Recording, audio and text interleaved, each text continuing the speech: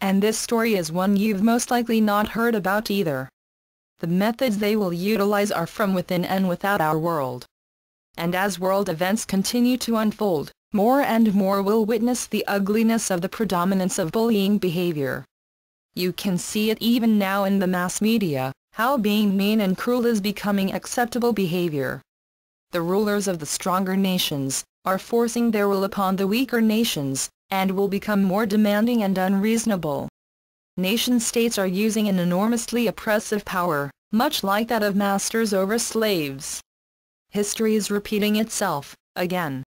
If our myths and legends are true, then we have to know that there was once a super race of aliens known to the ancient people of the earth as the Anunnaki. For many reasons, the Anunnaki have been reduced in power today. This race of beings thrives on conquest and enslavement of those who are under them. In recent years, there have been many speculative writings about Planet 10. As I've mentioned before, most of these writings are based somewhat on Zecharia Sitchin's book, The 12th Planet. Sitchin, like Velikovsky and Darwin, used his respective theories to support his claims. The question we keep asking ourselves is Nibiru real? I personally believe the answer to that is a resounding yes. There are those who believe that the Anunnaki of Nibiru are coming back to Earth soon. Many believe that Planet 10 is going to pass by Earth, within our lifetime, on its 3,600-year orbit around our Sun. Such believers are terrified of the consequences that a close pass by Nibiru might bring. They fear this will cause earthquakes, tidal waves, severe flooding, and food shortages due to climatic conditions, diseases, meteor firestorms, volcanic eruptions and the like. They are afraid that it will result in a great catastrophic infliction of loss of life on Earth. Our ancestors named Planet 10 as Nibiru in Sumerian, and Marduk in Babylonian.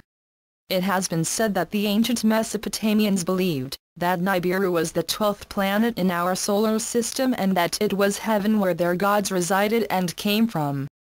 Nibirians, the people of Nibiru, are often referred to as Anunnaki, Nephilim, Elohim plural for God, and Mardukians.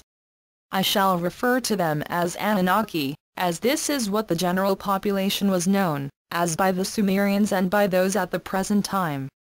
Remember too, the word Anunnaki literally means those who came from heaven to earth. In the Old Testament these heavenly visitors are called Anakim. Nibiru was populated by a reptilian super race, and governed by an elite aristocracy known as the Nephilim in Hebrew, which means they who have come down from the heavens to earth. The Anunnaki were one of the many technologically advanced alien races at the time.